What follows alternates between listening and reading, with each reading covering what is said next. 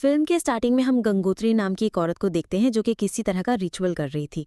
इस रिचुअल में उसके आसपास ढेर सारे छोटे छोटे पपेट्स रखे हुए थे और रिचुअल सर्कल के बीच में एक बड़ा सा पपेट था। राधा नाम की बच्ची इस रिचुअल को दरवाजे के होल से देख रही होती है। तभी राधा के माता पिता वहां आ जाते हैं और वो गंगूती को रोकते हैं। गंगूती कहती है कि तुमने मुझे पूरे गांव के सामने जलील किया, मुझे मेरे घर से बाहर निकाल दिया, इसलिए मैं तुम्हारे बच्चे को तंत्र मंत्र से श्रापित कर चुकी हूँ। वो अपनी जिंदगी में एक दिन भी चैन से नहीं जिएगी। अब अगले सीन में अनुराधा को देखते हैं जो कि अब बड़ी हो चुकी है, उसकी शादी भी हो चुकी है, उसकी बेटी का नाम साई है। और फिर हम उसे अपने फैमिली डॉक्टर के पास देखते हैं। डॉक्टर का नाम धनंजय कुलकर्णी है और वो बचपन से राधा के साइकेट्रिस्ट रहे हैं। इन दोनों की बातों से हमें पता लगता है कि राधा को गांव जाना है, पर वो वहां जाने से डर रही है। उसे वहां जाना है क्योंकि उसके गांव का घर डिमोलिश होने वाला है, क्योंकि वहां पर हैबिटेट रिसॉर्ट बनाया जाने वाला है। और घर टूटने से पहले राधा की माँ चाहती थी कि राधा उसे एक बार आके जरूर देखे। राधा पिछले बहुत सालों में सिर्फ 5 बार घर गई थी और वो घर जाना पसंद भी नहीं करती थी। राधा को गंगूती वाले इंसिडेंट के बाद से ही मेंटल इश्यूज रहे हैं, लेकिन डॉक्टर राधा को गांव जाने के लिए एनकरेज करते हैं और स्ट्रेस को कंट्रोल करने के लिए कुछ मेडिसिन भी देते हैं। यहाँ हमें एक फ्लैशबैक दिख जाता है जिसमें राधा का पति कार ड्राइव कर रहा था और राधा और साई बैक सीट पर बैठे हुए थे। कुछ खाने पीने के चक्कर में शेखर का ध्यान रोड से हट जाता है, जिससे कि उनका एक्सीडेंट हो गया था। अब इस एक्सीडेंट में किसी की मौत हुई या नहीं, ये हमें आगे बताया जाएगा। और अगले सीन में हम राधा और उसकी बेटी साई को गांव जाते हुए देखते हैं। राधा अपने हस्बैंड से फोन पे बात कर रही थी और उससे हमें पता चलता है कि शेखर अपने काम से दूसरे देश गया हुआ है। और फिर राधा अपने गांव पहुंच जाती है और फिर वहां अपने माँ, पिताजी, चाची और कजिन से मिलती है। अब उसी रात सारी फैमिली एक साथ बैठकर एंजॉय कर रही होती है और राधा नोटिस करती है कि साई आसपास नहीं है। वो साई को ढूंढते हुए ऊपर वाले कमरे में जाती है और ये वही कमरा था जिसमें कई साल पहले गंगूती ने एक रिचुअल करा था। वो वापस उसी होल से कमरे के अंदर देखती हैं और उसको वापस से वही डॉल दिखाई देती है जिससे गंगूती ने रिचुअल करा था। और फिर राधा की माँ देखती हैं कि राधा आसपास कहीं नहीं है, तो वो उसको ढूंढते हुए ऊपर वाले कमरे में चली जाती हैं और वहां वो राधा को देखती हैं जो डॉल के पास बैठकर अजीब सा बिहेव कर रही थी, जिसे देखकर उसकी माँ घबरा जाती हैं और वो चिल्लाकर सबको बुलाती हैं। और फिर राधा उन सबके सामने नॉर्मल एक्ट करती हैं और बोलती हैं कि उसे वो बचपन वाले डॉल मिल गई और वो इस डॉल को भग्गा भाई कर। राधा का ऐसा बिहेवियर देख के उसके घर वाले बहुत ज्यादा परेशान हो जाते हैं और राधा की माँ अगले दिन अपने पास में रहने वाली रावत चाची को बुलाती है और रावत चाची राधा की नज़र उतारती है और उन्हें देखकर ये सब देखकर राधा की माँ और रावत चाची काफी ज्यादा टेंस दिख रही थी। और उसके बाद राधा की माँ उसके हाथ में एक धागा बांधती है और उससे कहती है कि इसे कभी मत तोड़ना। अब इसके बाद राधा की माँ उपाध्याय गुरुजी को अपने घर पर बुलाती है ताकि वो राधा को ब्लेस कर सकें। अब इसके बाद राधा अपनी माँ से बहस करके ऊपर वाले कमरे की चाबी ले लेती है और कहती है कि उसे अपने बचपन की चीजें देखनी है। वहाँ राधा की 2 कजिन्स भी आती हैं और इन तीनों को सामान देखते वक्त वहाँ पर प्लानशीट के बीड्स भी मिलते हैं। ये बचपन में इन्हें कोई रिश्तेदार फॉरेन से लाकर दिए थे और इन बीड्स की मदद से आत्माओं को बुलाया जा सकता है और बीड्स फेंकने पर आत्मा के नाम के लेटर्स आते हैं। राधा कहती है कि ये लोग बचपन की तरह फिर से प्लानशीट रिचुअल करेंगे और ऐसा करने से बाकी 2 बहनें डर रही थी, पर राधा इन्हें रिचुअल के लिए मना लेती है। राधा उनसे कहती है कि ये बस एक गेम है, इससे कुछ नहीं होता। और इसके बाद तीनों बहनें फिर से हाथ पकड़ के आंखें बंद करके आत्माओं को बुलाने लग जाती हैं। राधा यहाँ प्लानशीट बीड्स फेंकती है पर उनसे रैंडम लेटर्स आते हैं जिनसे कि कोई नाम नहीं बनता।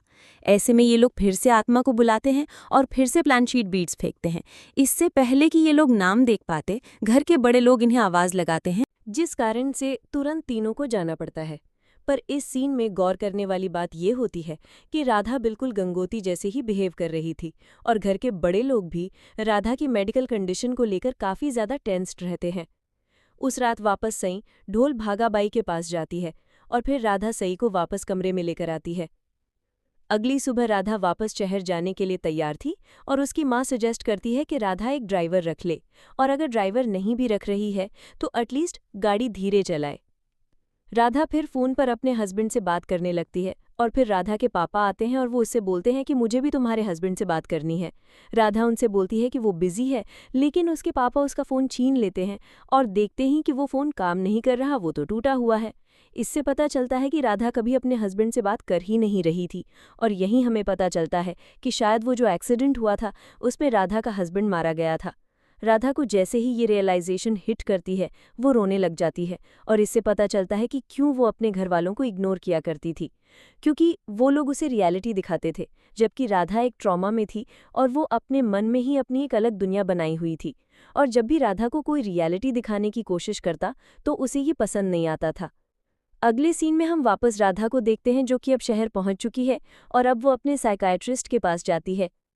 और वो डॉक्टर धनंजय नहीं होते बल्कि इस बार वो दूसरी साइकाइट्रिस्ट डॉक्टर रश्मि पंडित के पास जाने लगी है। यहाँ राधा बोलती है कि इसका हस्बैंड अब इस दुनिया में नहीं है और वो सिर्फ अपनी बेटी सही के साथ रहती है।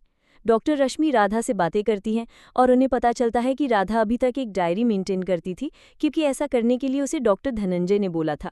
राधा का ये सेशन बढ़िया जाता है और उस रात जब वो सई के साथ सो रही होती है तो उस कमरे में भागाबाई डॉल भी दिखती है। इससे पता चलता है कि सई या राधा अपने साथ इस भागाबाई डॉल को यहाँ तक लेके आ चुकी है।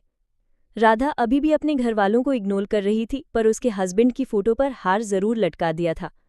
राधा के घर में काम करने वाली बाई उस डॉल से डर रही थी। उसने राधा से बोला कि ये डॉल इधर उधर मूव करती है, पर राधा उसको डांटकर चुप करा देती है।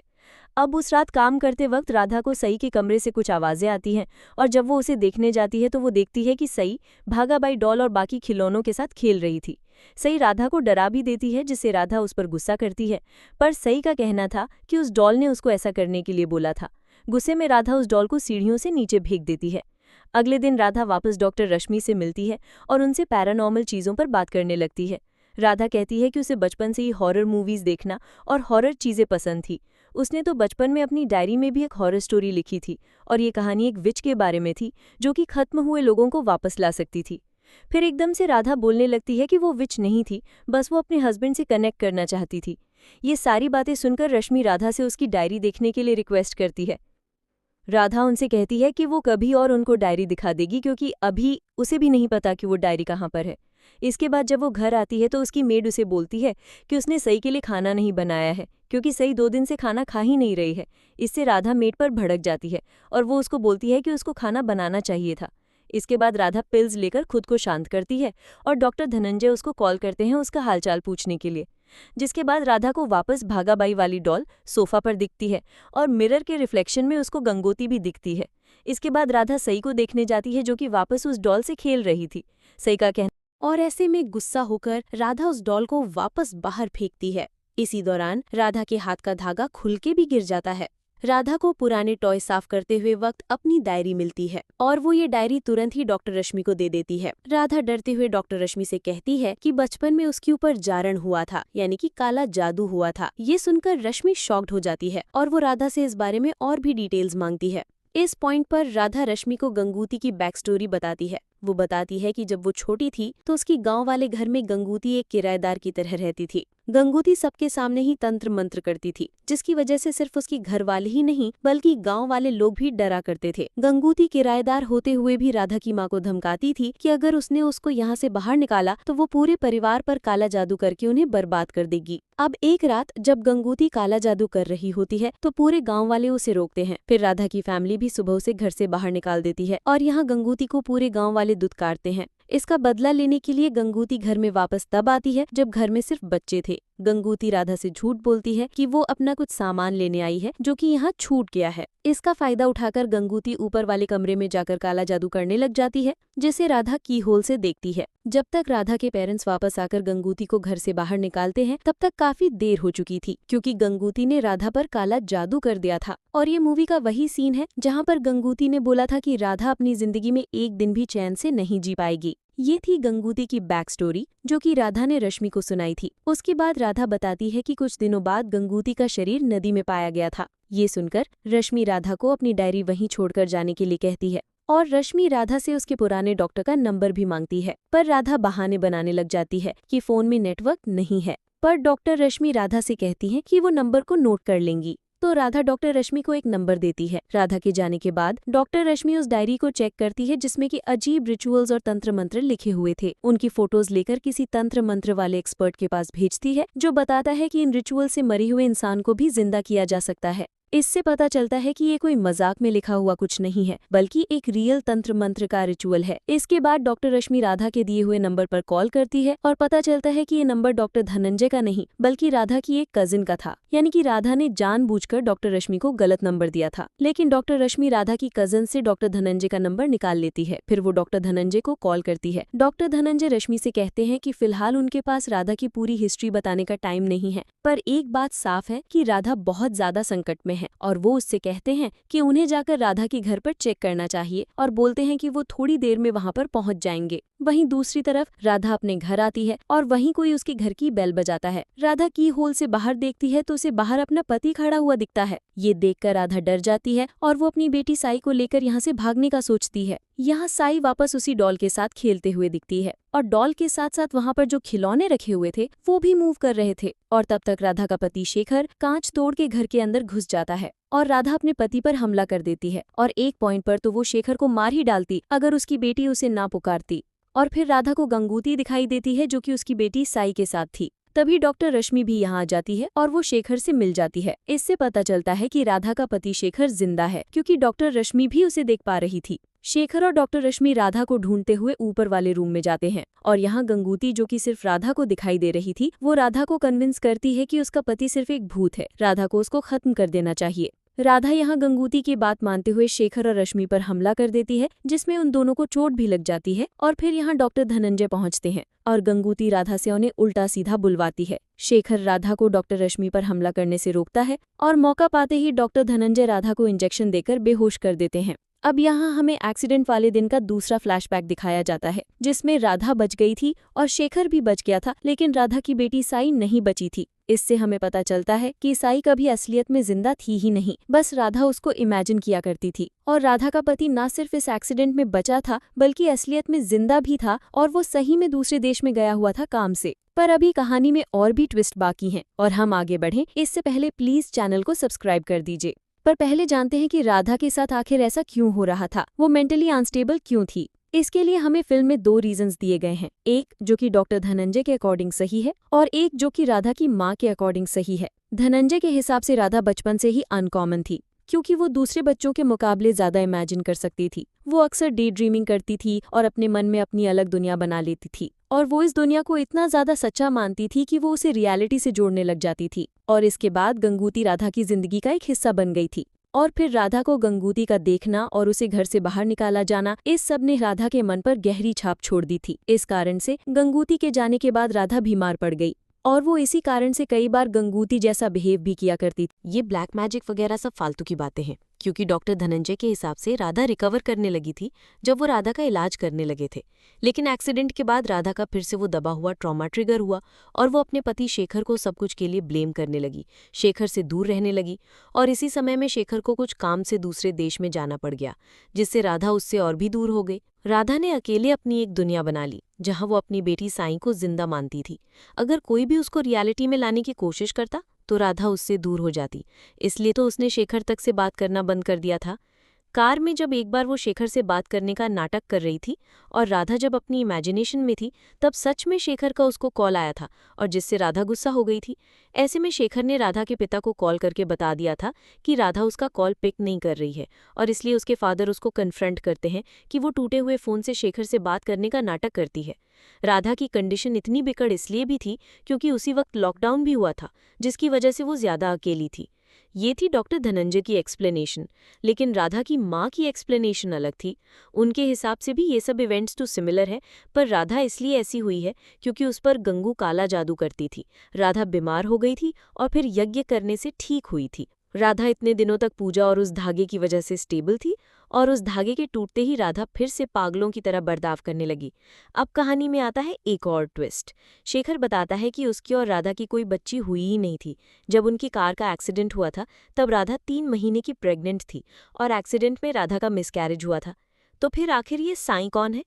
एक्चुअली में साई राधा के नेबर की बेटी थी और वो अक्सर उसे दिखा करती थी और ऐसे में राधा ने उसको खुद की बेटी मान लिया था और फिर वो ऐसे बिहेव करने लगती है जैसे उसे अपनी बेटी के बाल बनाने हैं, उसके साथ खेलना है। जबकि राधा ये सब सिर्फ अकेली ही कर रही थी। शेखर जब राधा को समझाता था कि उनकी कोई बेटी नहीं है तो राधा उस पर गुस्सा हो जाती थी और उसे एक्सीडेंट के लिए ब्लेम करा करती थी, और फिर उसने शेखर से बात करना ही छोड़ दिया था।